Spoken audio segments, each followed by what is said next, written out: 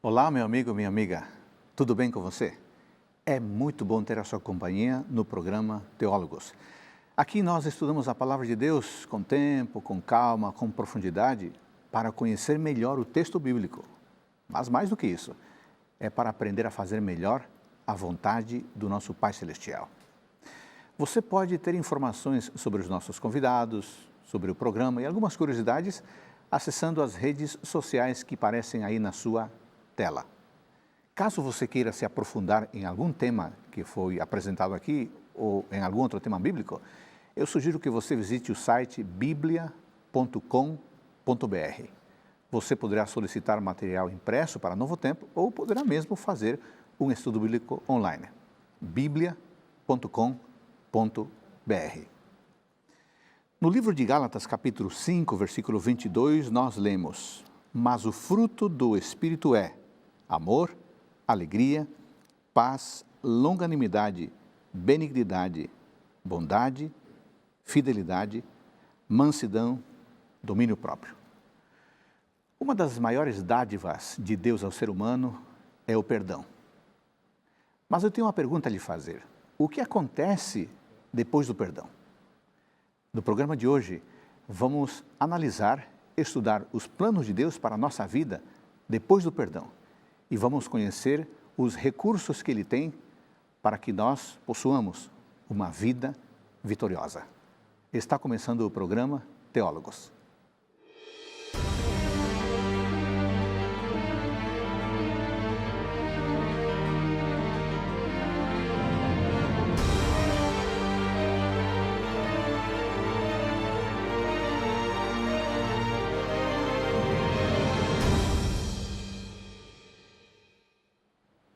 No programa desta semana, vamos tentar responder à pergunta: o que acontece depois do perdão?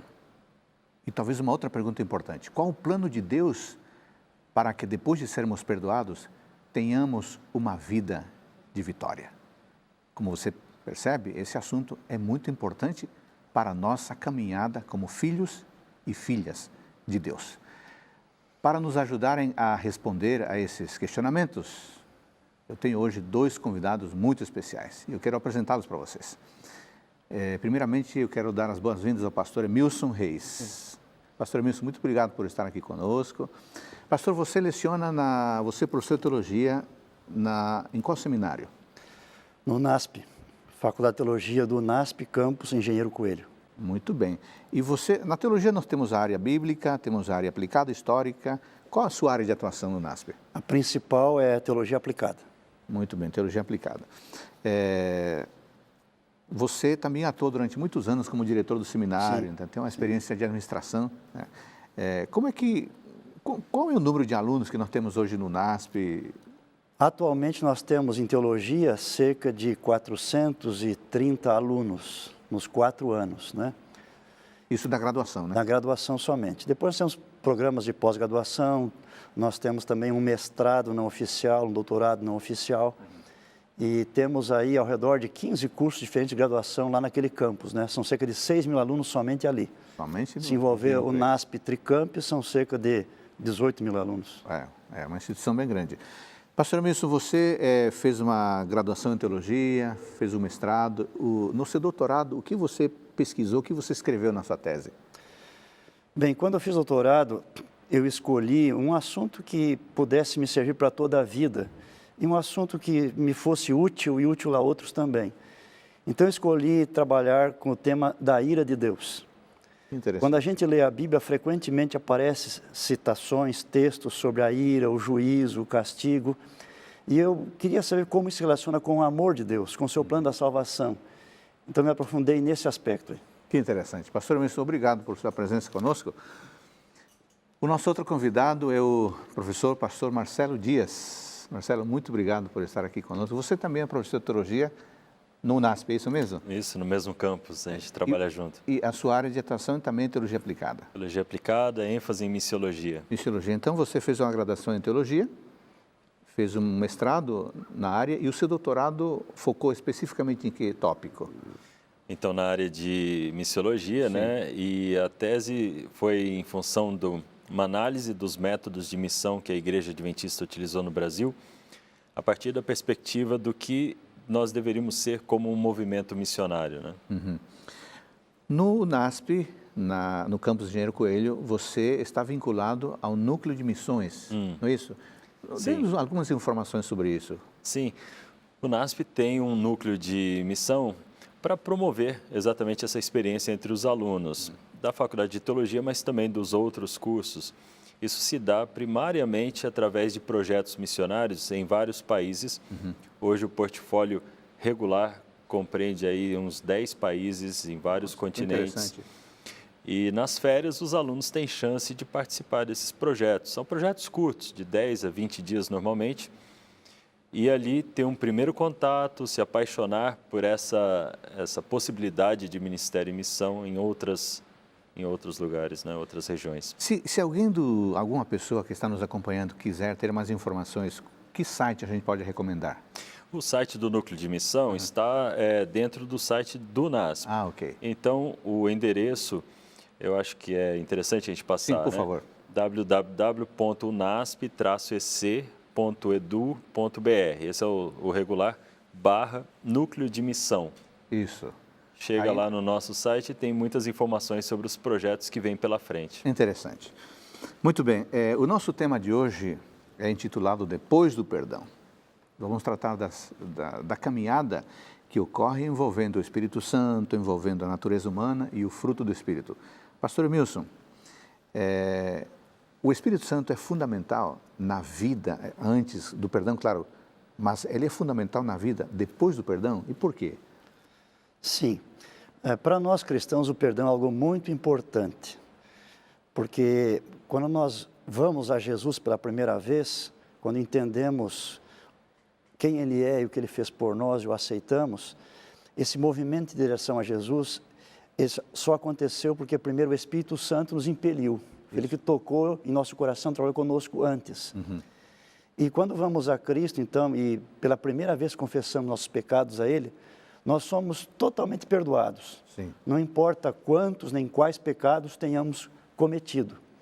Agora, esse perdão, por mais magnífico que seja, ele não vai ser suficiente para toda a minha vida, para tudo que eu preciso.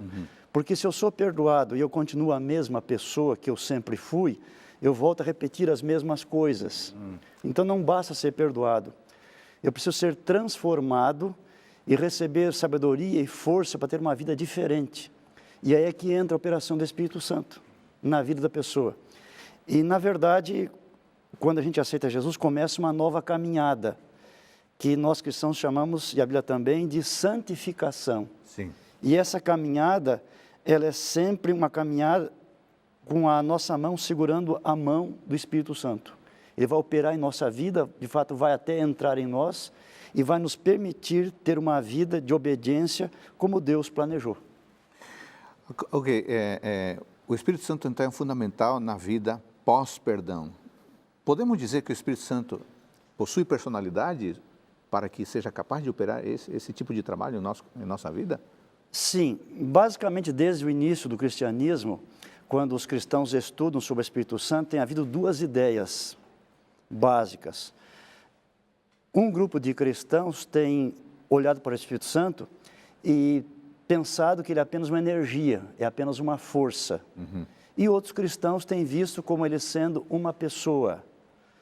Então, nós não temos na Bíblia uma frase que diga assim, o Espírito Santo é uma pessoa, ou o Espírito Santo não é uma pessoa. Mas como a Bíblia fala muito sobre o Espírito Santo, se pegarmos todas as informações e nós ligarmos elas, nós vamos ter uma clara compreensão desse assunto. Então, por exemplo, o que é necessário para ser pessoa? Basicamente, 3 elementos. Para ser pessoa tem que possuir inteligência, emoções e vontade. Então tem que saber pensar, raciocinar, comparar, tem que ter sentimentos, emoções e tem que saber tomar decisões. E quando a gente olha para o que a Bíblia fala do Espírito Santo, a gente percebe que ele tem isso aí. Então vamos começar com o aspecto da inteligência. Certo. Que passagens bíblicas poderíamos citar para o nosso amigo telespectador, mostrando que o Espírito Santo possui inteligência, que é um elemento essencial da personalidade? Nós temos vários textos na Bíblia. Um deles é Isaías 40, no versículo 12 e 13. Isaías 40, 12 e 13. Podemos ler o 13 e o 14, talvez, diz assim: Quem guiou o Espírito do Senhor, ou como seu conselheiro o ensinou? Com quem tomou ele conselho para que lhe desse compreensão? Quem o instruiu na vereda do juízo? E lhe ensinou sabedoria? E lhe mostrou o caminho do entendimento? Então, esses textos têm várias palavrinhas chaves que estão vinculadas à questão da inteligência. E são atribuídos ao Espírito Santo de Deus. Está bem claro aqui. Exatamente. Aliás, pastor Emilson, eu estou vendo aqui um livro que é da sua autoria, Emilson dos Reis, Depois do Perdão. Fale rapidamente sobre este livro, que aliás é exatamente o nosso assunto, né? Esse livro, ele foi feito faz uns poucos anos aí, e o assunto dele exatamente estamos tratando aqui nesse momento. Então, o que nós vamos discutir aqui, basicamente, está aí nesse livro. Neste material. E este é uma publicação da Casa Publicadora Brasileira. A experiência, experimente o fruto de uma vida santificada. Pastor Marcelo, eu estava lembrando aqui o seguinte, falando do Espírito Santo, no contexto das missões. Sim. Duas questões que me vieram à mente agora. Qual a participação do Espírito Santo no contexto das missões? E outra coisa interessante, como é que outras religiões veem o Espírito Santo? Sim. Bom, tudo começa, o pastor Emilson já mencionou, com a ação do Espírito Santo tocando no coração das pessoas e chamando a atenção delas para a revelação de Deus. Essa é a nossa compreensão. E um efeito prático disso é que quando agora nós nos engajamos na missão de Deus, temos que ser sensíveis a essa ação do Espírito Santo, tentar perceber de que maneira ele já vem trabalhando, chamando a atenção daquelas pessoas onde quer que seja, mesmo pessoas que são de outras religiões ou que nunca tenham ouvido falar de Jesus. Ele vai à frente, portanto, mas não só à frente, ele vai junto e continua daí nessa atuação, e a gente vai certamente continuar falando sobre isso. Quanto a outras religiões, essa iniciativa de Deus de se relacionar com o ser humano, isso é muito próprio do cristianismo e é um diferencial. Tenho descoberto que talvez um dos pontos mais relevantes da nossa fé é essa compreensão de que nosso Deus não é um Deus distante, que não se importa, não se relaciona, e a gente entende que o Espírito Santo tem uma função assim muito próxima, né, de todos nós nesse convencimento e também no crescimento espiritual. Isso não é algo comum em outra religião, né? Certamente, algumas religiões como o budismo e o hinduísmo não têm nada disso, e as outras religiões monoteístas, abraâmicas, geralmente o Deus, a concepção de Deus fica como um Deus bastante mais distante, né? Exatamente. Acho que deve ficar claro também aí que o Espírito Santo não é uma mera energia ou força, porque tem essas capacidades de pensar, de raciocinar, de decidir, de sentir. Então, uma força não pode fazer isso, uma energia não faz isso. Isso é próprio de uma pessoa. Portanto, embora o Espírito Santo não tenha carne, ossos, pele e sangue como nós e como Cristo teve, ele, na verdade, é uma personalidade, ele é uma pessoa. Eu acho que o nosso amigo telespectador deve ter anotado Isaías 40, 14. É um texto-chave. Como é que uma força realmente teria sabedoria, né? Uma energia teria entendimento. Você tomou nota?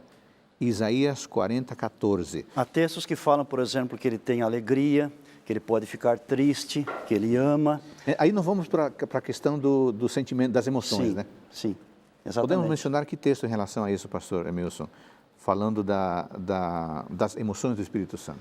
Um dos textos está em Efésios, por exemplo. Efésios, no capítulo 4, no versículo 30, o apóstolo Paulo escreveu assim: E não entristeçais o Espírito de Deus, no qual fostes selados para o dia da redenção. Então, essa é uma amostra. Nós podemos, por nossa conduta, causar tristeza a ele. Então, ele é alguém que possui realmente emoções. Bom, no início do programa, nós lemos o texto de Gálatas, que fala do fruto como é que nós podemos conceituar e explicar para o nosso amigo, amiga, essa obra na vida dos convertidos a partir do fruto? Bom, esse texto de Gálatas aqui menciona o fruto do Espírito e os versículos anteriores falam das obras da carne. O apóstolo está contrastando dois estilos de vida. Então, a vida na carne, como ele chama, é a vida da pessoa que não tem a Deus, que não é convertida. Então, menciona ali ira, ciúme, inveja, porfia, uma lista bastante extensiva. Sim. De como é a vida de uma pessoa sem Cristo. E o fruto do Espírito se refere ao estilo de vida de uma pessoa que realmente foi transformada e em quem agora habita o Espírito de Deus. Ok, não vamos desenvolver esse assunto no outro bloco, né?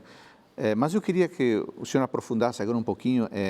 Quando o Espírito Santo entra na vida do cristão, age na vida do cristão, que fruto, que mudança que acontece de tal forma que a gente possa ver e dizer realmente essa pessoa foi perdoada e ela está transformada. Existem alguns textos da Bíblia que usam ilustrações sobre isso. Um texto que eu gosto bastante, ele aparece tanto em Efésios como também em Colossenses, que são duas cartas escritas por Paulo mais ou menos na mesma época, e eles usam a ilustração de uma vestimenta, de uma roupa. É como se alguém estivesse vestido com uma roupa imunda, mal cheirosa, rasgada, toda feia, e agora então ele vai trocar de roupa, ele vai tirar peça por peça, joga tudo isso no lixo, joga fora, e vai ter agora, depois de limpo o seu próprio corpo, né, um banho tomado, ele vai ter novas vestes. Além de novas, são cheirosas, são bonitas, não é? Então é assim a vida do cristão. Quando a gente aceita Jesus, aquelas atitudes e comportamentos que eram maus, eles vão ser deixados de lado. E vamos ter agora um outro tipo de comportamento, de atitude também em nosso coração. E aí isso é chamado de fruto do Espírito. Pastor Adolfo, sim, posso fazer uma consideração nesse claro, sentido? por favor. Hoje em dia a gente fala muito sobre o discipulado, sobre essa vida de santificação, sobre transformação. E essa ilustração, Pastor Deu, envolve mais, obviamente, do que o comportamento externo. Uma das observações que a gente faz é que, às vezes, as pessoas se deparam com aquele que é o estilo de vida esperado e podem até fazer de conta com algum comportamento externo, porque, afinal, é o mais fácil de a gente adequar. Mas a ilustração é que há uma renovação completa da mente, do coração, e que a gente, de uma forma mais técnica, talvez, fale sobre a cosmovisão, né? Essa visão da realidade. Agora, isso é algo que não é visto e não é facilmente julgado pelas pessoas. Pode ser medido, né? Só olhado pelo comportamento ou pelo produto. É algo que acontece no interior de cada um, mas que fica evidente também, obviamente, nas suas ações e no seu modo de viver. Muito bom, muito interessante. Amigos, nesse primeiro módulo, nós compreendemos que o Espírito Santo não é uma energia, ao contrário, ele tem personalidade, porque ele tem inteligência, ele também tem emoções, ele toma decisões.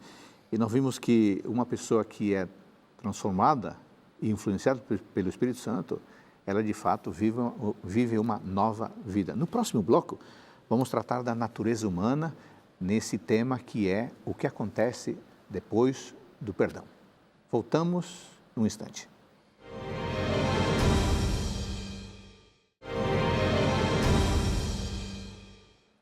No programa de hoje estamos estudando o que acontece depois do perdão. No primeiro bloco, tratamos da personalidade do Espírito, tratamos da obra dele na vida dos convertidos. Pastor Emilson, o Espírito Santo é chamado também por outros nomes no texto bíblico? Sim. Tanto no Antigo como no Novo Testamento, ele tem vários nomes ou títulos. É mais ou menos como acontece conosco também. Nós temos um nome que alguns usam, temos um sobrenome, outros nos chamam pelo sobrenome. E nós temos a nossa profissão, o nosso trabalho, então no nosso caso chamam às vezes de doutor, de pastor, de mestre, de professor. Isso. Alguns nos chamam de pai, outros de tio, de cunhado, de irmão. A minha esposa me chama de meu bem, né?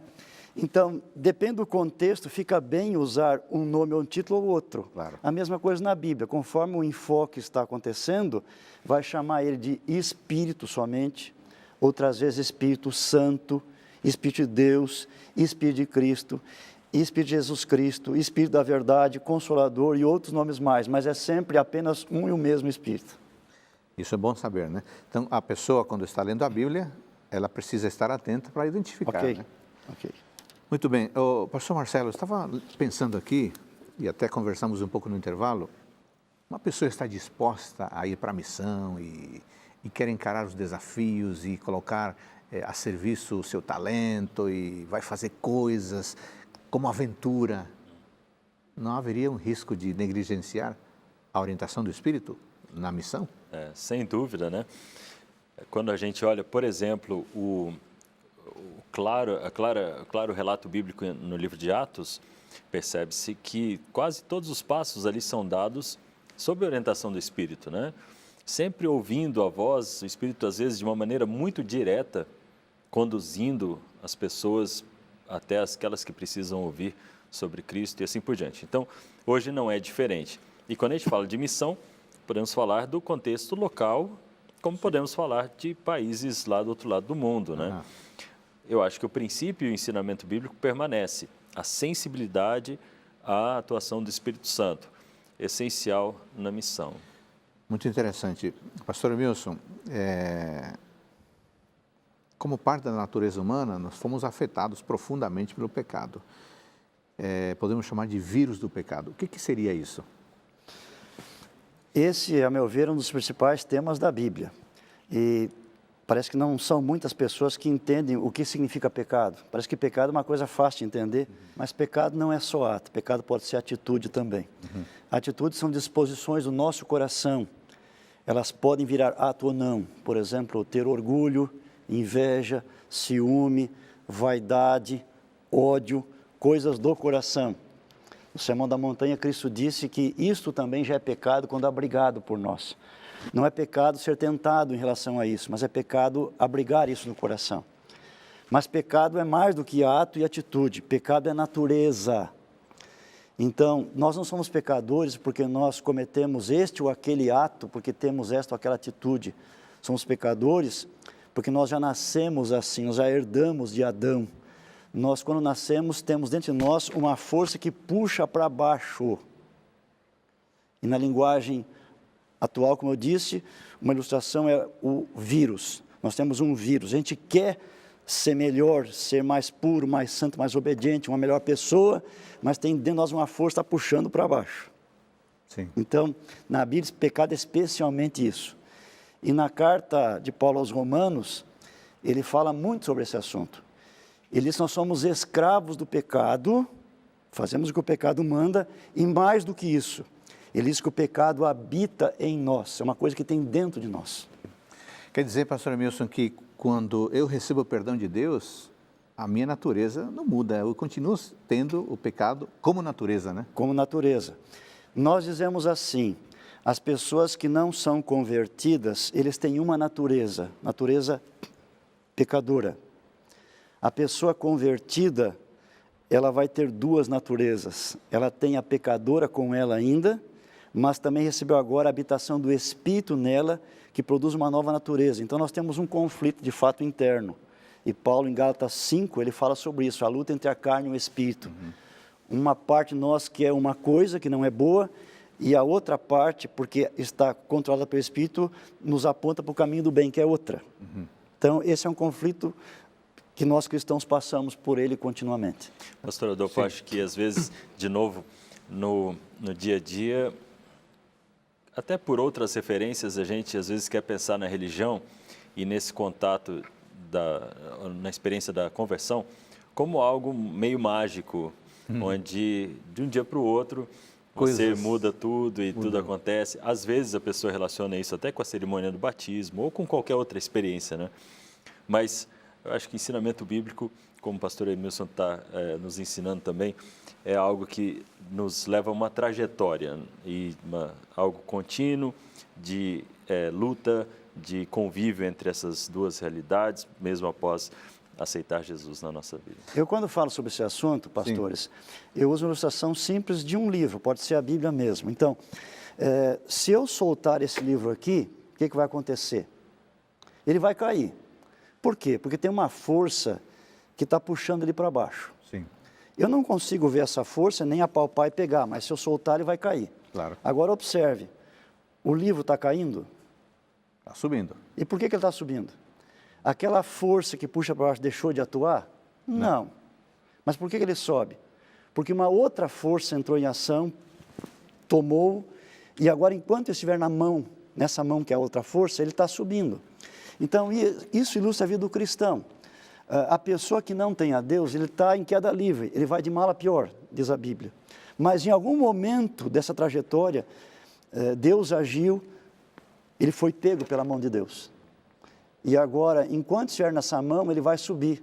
Essa força ainda puxa para baixo, mas ele não vai para baixo, porque ele está na mão de Deus. Então, o segredo é a gente estar sempre na mão de Deus, na mão do seu Filho. Bom, meu amigo, minha amiga, como você já deve ter notado, esse assunto do que acontece depois do perdão é muito mais importante do que até nós muitas vezes imaginamos. Eu estava me lembrando aqui do texto de Romanos 6:23, eu queria que você tomasse a sua Bíblia, por favor. Romanos 6:23. O apóstolo Paulo escreve assim: pois todos pecaram e carecem da glória de Deus. Então, pastor Emilson, o vírus do pecado, ele impacta e faz com que nós não tenhamos apenas problemas com ações, mas principalmente com as intenções e a natureza, não é isso? Sim, sim, exatamente. Um texto que eu gosto bastante aqui está na carta de Tiago, no primeiro capítulo, no verso 14. Tiago 1,14. 1,14. Podemos ler o 13 também? Diz assim: ninguém ao ser tentado diga, sou tentado por Deus, porque Deus não pode ser tentado pelo mal e Ele mesmo a ninguém tenta. Ao contrário, cada um é tentado pela sua própria cobiça, quando esta o atrai e seduz. Alguns textos dizem que antes de pecarmos, quem nos tenta é Satanás. Então, é um ser fora de nós que nos tenta. Mas aqui não fala isso, aqui fala que nós temos algo dentro de nós, a cobiça. As duas coisas são verdadeiras. Às vezes nós temos um demônio próximo que está nos tentando, mas nem sempre é assim. Às vezes não tem nenhum deles perto de nós e mesmo assim dentro de nós essa força puxa para o lado errado. Nós já nascemos com ela, como nós já mencionamos. Então esta é uma realidade, não é? Nós temos essa força que aqui está sendo chamada de cobiça. Jesus falou do coração e Paulo falou da carne. Essas três expressões basicamente são a mesma coisa, não é? Então, natureza carnal, a carne, um coração pecaminoso ou a cobiça que Tiago fala é a mesma coisa. Nós já nascemos assim, dessa maneira.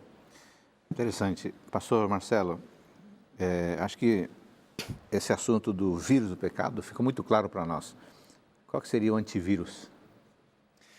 Bom, a atuação de Deus vai certamente fazer a contraposição a essa tendência natural e não de igual para igual, mas oferecendo realmente a possibilidade de vitória, né, sobre o pecado e já experimentando parcialmente essa realidade agora e até a eternidade. Agora, essa luta contra o vírus, se eu tomar essa luta por minhas próprias mãos, a derrota será certa, né? E a gente, esse é um pressuposto básico na missão também, que todas as culturas foram contaminadas pelo pecado. Então, quando a gente se aproxima de qualquer que seja a cultura, o grupo étnico, etc., a gente já sabe que ali, mesmo que a gente não conheça aquela cultura, alguns hábitos sejam totalmente estranhos para a gente, certamente encontraremos a mancha do pecado também naquele contexto. É verdade que, num primeiro momento, é difícil identificar o que é parte e consequência direta do pecado, o que não é. Algumas coisas são óbvias, né? Mas outras não são, porque a diferença pode fazer a gente confundir um pouquinho. Não é porque é diferente que é pecado, que é errado. Mas quando há, então, agora uma atitude encarnacional, não é? De você realmente viver com aquelas pessoas, com a palavra de Deus e com a atuação do Espírito Santo, há como trazermos o Evangelho para dentro daquele contexto cultural também. Muito bem. Você falou exatamente sobre algo que precisamos aprofundar um pouco mais, que é a palavra de Deus. Eu queria ler sobre isso, se me permite. Então, por favor. Eu até vamos. já selecionei aqui, Sim, ó. vamos. De novo, Tiago, capítulo 1, Tiago 1. no verso que nós já lemos, ele falou sobre o que nós chamamos de vírus, né? Sim. E aqui tem o antivírus, 1, verso 21. Portanto, despojando-vos de toda impureza e acúmulo de maldade, acolhei com mansidão a palavra em vós implantada, a qual é poderosa para salvar a vossa alma.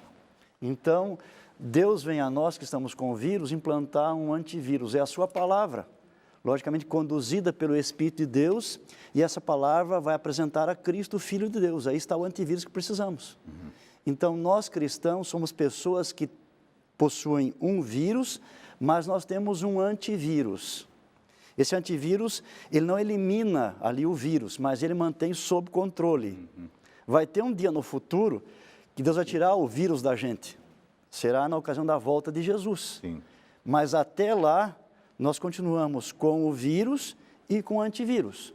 Mas indo para a missão agora, nós cristãos temos o antivírus, mas nós temos amigos, parentes, conhecidos, que todos têm o vírus, mas muitos nem sabem que é antivírus. É verdade. Então, a nossa função é justamente falar para eles que existe um antivírus e onde encontrar esse antivírus.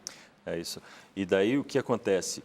Apresentar a palavra de Deus se torna uma prioridade no contexto da missão. Se é para nós que já aceitamos a Cristo, para aqueles que ainda não o conhecem, certamente também haverá necessidade de haver esse relacionamento com a palavra. Aliás, pastor Marcelo, a Bíblia, né, que é a palavra de Deus, ela ainda precisa alcançar muitas culturas, né? Você sabe qual que é uma das iniciativas mais bonitas no sentido missionário, que a gente nem sempre faz essa relação?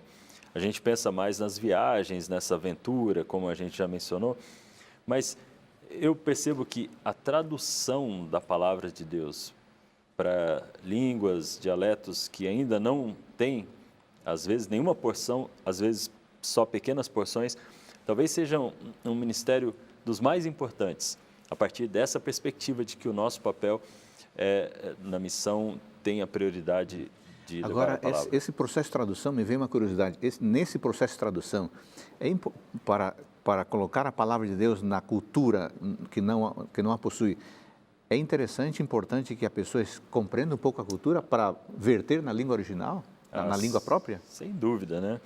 A missão sempre envolve esse encontro de culturas. Então, por um lado, você precisa entender o contexto bíblico. Depois, o missionário sempre é importante conhecer o seu próprio contexto, porque isso vai passar daí para a cultura daquela pessoa.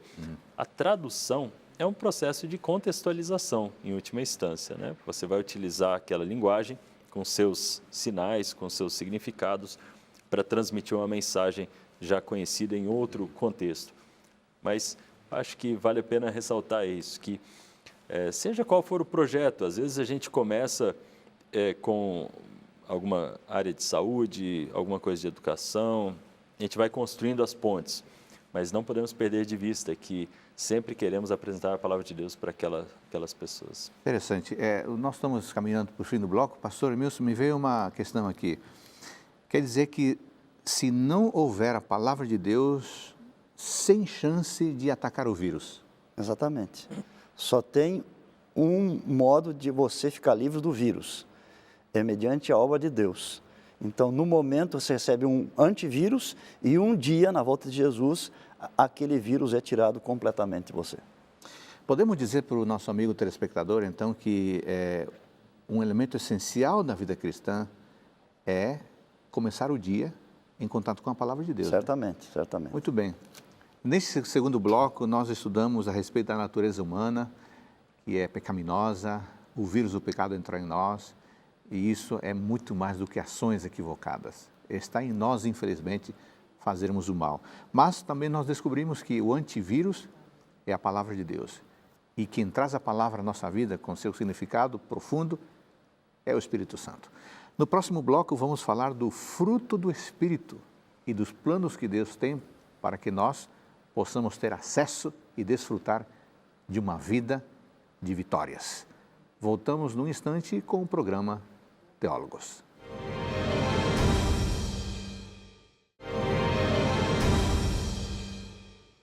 No programa desta semana, estamos estudando o que acontece em nossa vida depois que somos perdoados por Deus. Nós já vimos que a participação do Espírito Santo é essencial para uma vida de vitórias. Vimos também que, infelizmente, o pecado entrou em nós de forma tão poderosa, como se fosse um vírus, alterando totalmente a vontade de Deus em nossa vida. Mas também vimos que o Espírito Santo nos traz a palavra de Deus, que é o antivírus contra o vírus do pecado. No início do programa, eu li o texto de Gálatas, capítulo 5, Gálatas, capítulo 5, versículo 22. Pastor Emilson, é basicamente uma lista, né? Sim, é uma lista. O apóstolo Paulo, Pedro e outros escritores da Bíblia, eles de vez em quando colocam em seus escritos algumas listas assim. Essa é uma prática comum.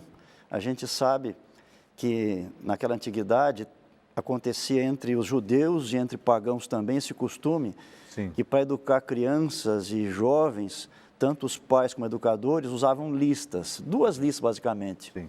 Uma lista de vícios, são os defeitos, o que a criança e o jovem não devia de ter, Ok. e uma lista positiva de virtudes que deviam de procurar desenvolver.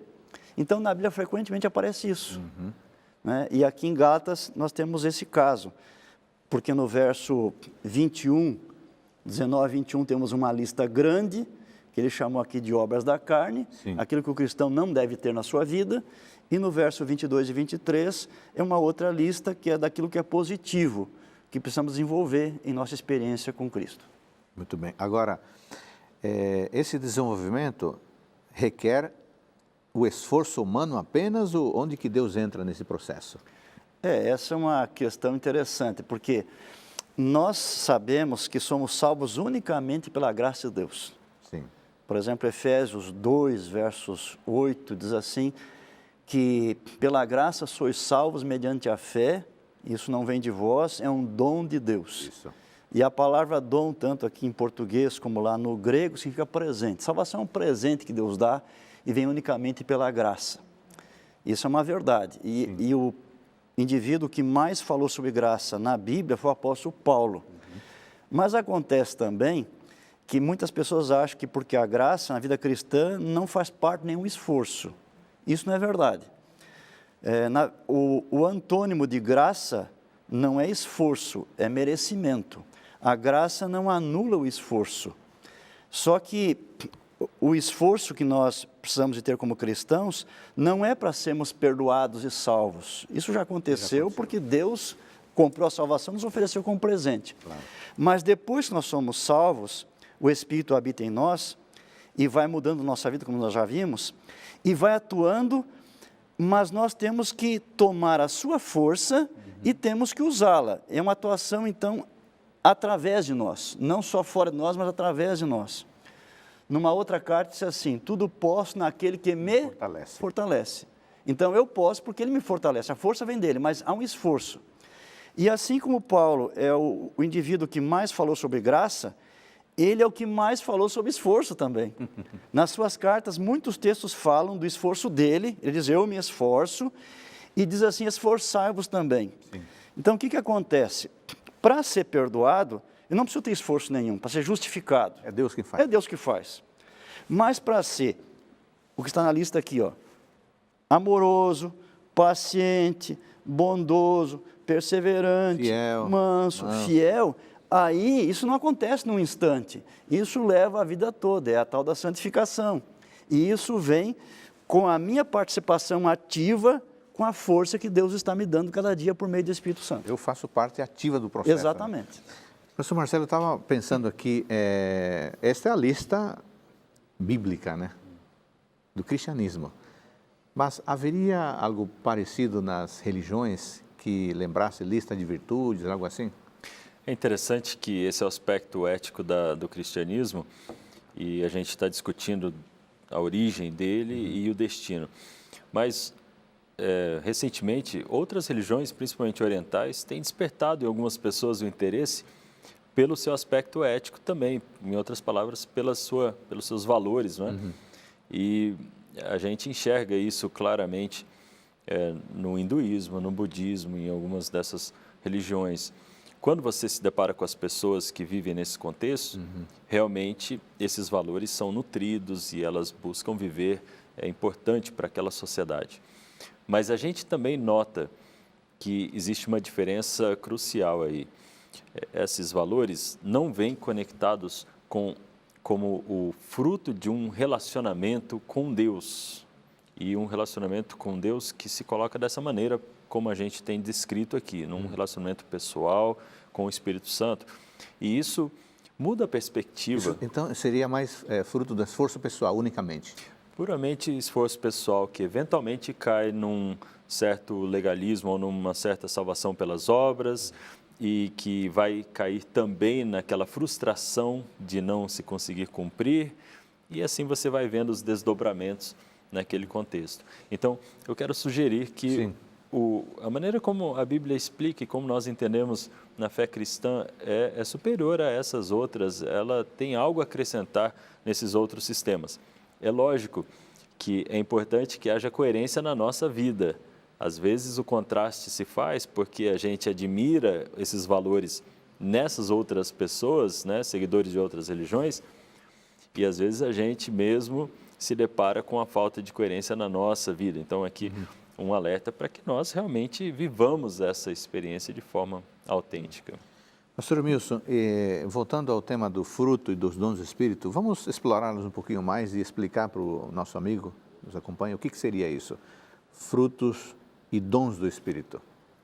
Ok, são duas coisas distintas, as duas provêm do Espírito Santo. Então, um dom do Espírito Santo é uma capacidade para alguém fazer alguma coisa. Então, por exemplo, o dom de pregar, o dom de liderar a igreja, o dom de administrar a igreja, que é uma outra coisa, o dom de ensinar a palavra de Deus, o dom de cantar de tal modo que a pessoa ser tocada pelo Espírito Santo. Sim. E muitos outros. Então, isso são dons, capacidades para fazer alguma coisa. Os dons, eles são distribuídos entre os cristãos, e o Espírito Santo dá para cada pessoa um dom ou um conjunto de dons como ele quer. Isso. Então, você pode ter o seu conjunto, o pastor Marcelo tem o dele, eu tenho o meu, quem está nos ouvindo também tem o seu lá, certo? Mas é diferente. Eu posso ter um dom que você não tem, e você tem um dom que eu não tenho. Tá? Mas com relação ao fruto do Espírito é diferente. Aí não é capacidade de fazer alguma coisa, é algo que tem a ver com o ser, não com o fazer. Então, o Espírito Santo, quando ele entra na vida de uma pessoa, ele vai transformá-la e vai começar a dar para a pessoa essas virtudes todas aí. Agora, no caso das virtudes ou do fruto do Espírito, todos nós devemos ter todas elas. Mas é chamado de fruto por quê? Porque não aparece de repente. Antes de um fruto de uma árvore tem alguma coisa. Claro. Tem um ramo, tem as folhas, tem lá a flor, tem o tronco, tem as raízes. Então, até chegar ao ponto de produzir... É o processo, né? Tem todo um processo. Então, o Espírito Santo trabalhou, a palavra de Deus foi indo, né? Eu aceitei a Jesus, aí começa a aparecer o tal do fruto. E quando fala em fruto, dá a ideia de que há um crescimento também. O fruto não aparece, de repente, já bonito, maduro, pronto para ser colhido. Ele começa pequenininho, meio verdinho, se fôssemos talvez provar, não teria gosto, seria amargo, enfim, mas ele vai crescendo, crescendo. E a mesma coisa com essas virtudes em nossa vida. Então, se espera, se é natural, que um cristão, que é cristão faz muito tempo, que tenha um fruto bonito já. Olhando para a vida dele, ele já teve muito tempo para isso ser amadurecido. Quando alguém que está recém começando, o fruto está pequenininho ainda, mas está lá. Ele está no processo que o outro já passou por aquilo ali. E uma outra ideia também aqui é que Paulo não fala em frutos no plural, ele fala fruto no singular.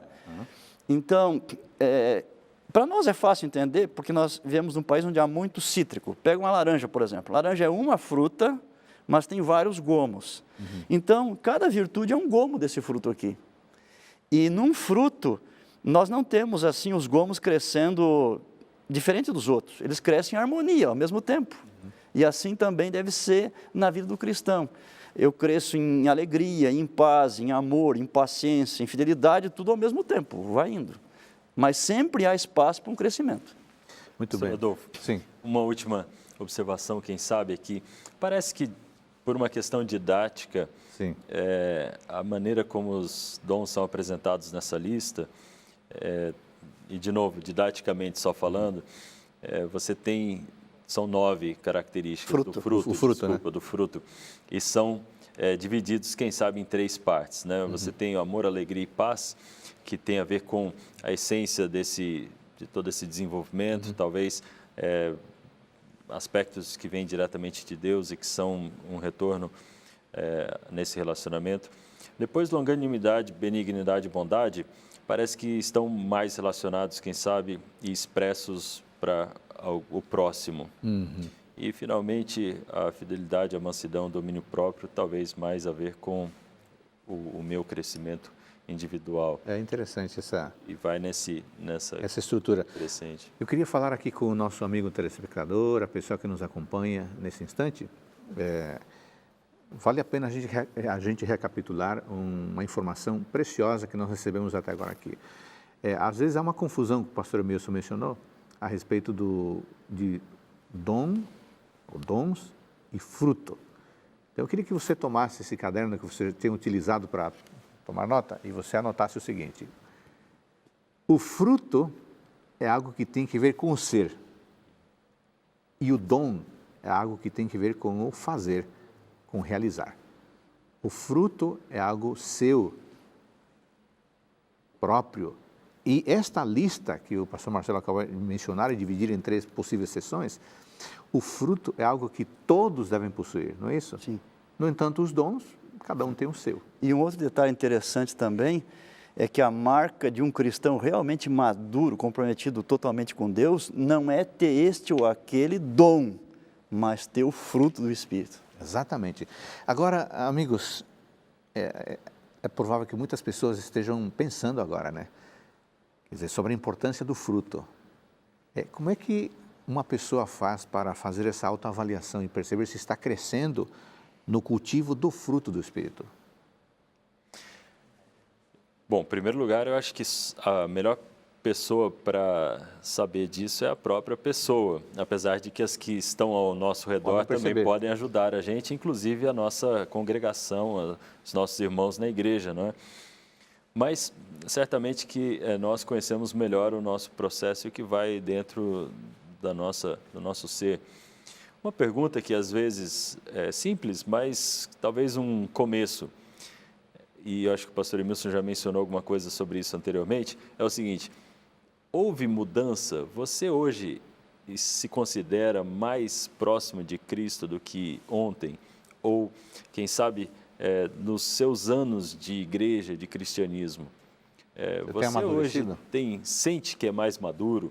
Consegue olhar para trás e ver como algumas dessas características não faziam tanto parte da sua personalidade, do seu caráter, e hoje fazem? Eu acho que é preocupante quando a gente faz essa pergunta e se depara com algumas coisas onde a gente diz: nossa, mas eu sou igualzinho eu era não cresci em há nada. 10 anos ou 5 anos atrás. Realmente. Pastor Emilson, mais um aspecto importante para tratarmos nesse último bloco. Qual a relação entre o fruto e os ensinos de Jesus? Jesus também usou essa ilustração do fruto, né? Isso está em João capítulo 15, nós podemos conferir ali. João 15. João capítulo 15, nos primeiros versos todos, quando ele apresentou a ilustração da videira e os ramos. Sim. Então, ele diz que ele é a videira e que nós somos os ramos. E que os ramos precisam produzir fruto. Então, Deus espera. E esse fruto que nós produzimos, mediante nossa vida, vai glorificar o nome de Deus. Então, aqui está, nesse texto, como é que alguém pode produzir fruto. E tem uma palavra que repete continuamente aqui, um verbo, o verbo permanecer. Aqui, nos primeiros 11 versos, nós temos 11 vezes o verbo permanecer. Interessante. Então, o segredo para a gente produzir fruto e continuar na vida cristã cada vez mais próximo de Deus é justamente permanecer em Cristo e as palavras dele permanecerem em nós. De novo vem a palavra de Deus. Isso eu ia lhe perguntar, como é que a gente permanece em Cristo? A palavra está Através da conosco. palavra. Exatamente. Muito interessante. Então, olha, essa é uma observação muito boa. Em João capítulo 15, versículos 1 a 11, temos 11 vezes a palavra permanecer. Permanecer. Estamos caminhando para o fim do nosso bloco, pastor Marcelo. Da sua perspectiva da missão, você é um especialista na missão, será que nós temos transmitido essa perspectiva adequada do verdadeiro cristianismo, que é permanecer perto de Deus para que a pessoa possa amadurecer? Ou às vezes há o risco de fazer apenas ações e não levar a essência que é estar perto de Deus? A gente pode analisar isso a partir de vários ângulos, mas para ressaltar só uma questão importante, é a motivação pela qual, ou através da qual nós nos engajamos em qualquer aspecto de testemunho na nossa vida. Eu acho que o cristão precisa se precaver, salvaguardar as suas motivações reais. Uhum. Esse processo, às vezes, ele é atrapalhado quando a gente se aproxima dele com a motivação errada.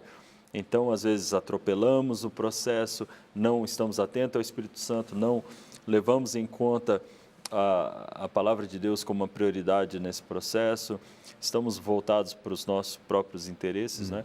E acabamos atropelando. Permanecer envolve um período de tempo. Sim. É impossível permanecer sem o tempo, Claro. Entende? E isso aí, então, tem que ser levado em conta. Eu acho que esse é o ponto que você estava ressaltando Isso. também. Eu queria mencionar aqui... Isso, rapidamente agora. O perdão ou justificação é muito importante, mas não é tudo. A partir dali tem toda uma caminhada com Deus, que a gente chama de santificação. Essa caminhada, como nós temos visto aqui, é deixar coisas, mas é também adquirir coisas. Claro. Geralmente a gente pensa em deixar vícios, pecados, maus hábitos. negativo, Isso né? é a parte negativa e é verdade. Mas tem que ir para a parte positiva, que é desenvolver as virtudes cristãs. Nós temos que focar nisso aí. E foi disso que nós tratamos. Pastor Milson, muito obrigado por sua presença, por nos ajudar a esclarecer esse tema tão importante. Pastor Marcelo, obrigado. Prazer. Amigos, foi muito bom estudarmos esse assunto. O que acontece depois do perdão? Deus nos perdoa, mas Ele quer que nós amadureçamos, que nós cresçamos, que nós não apenas cultivemos dons, mas que nós cultivemos o fruto do Espírito. Isso só é possível, conforme diz João 15, se nós permanecermos perto dEle. E daí? Você tem permanecido perto do Senhor? Você tem usado a palavra, a sua palavra, para permanecer perto dEle? Tomara que sim. Faça uma autoavaliação. Entregue a sua vida a Deus e tome a decisão de agora viver uma vida perto dEle. Um grande abraço e Deus abençoe você. Até o nosso próximo encontro do programa Teólogos.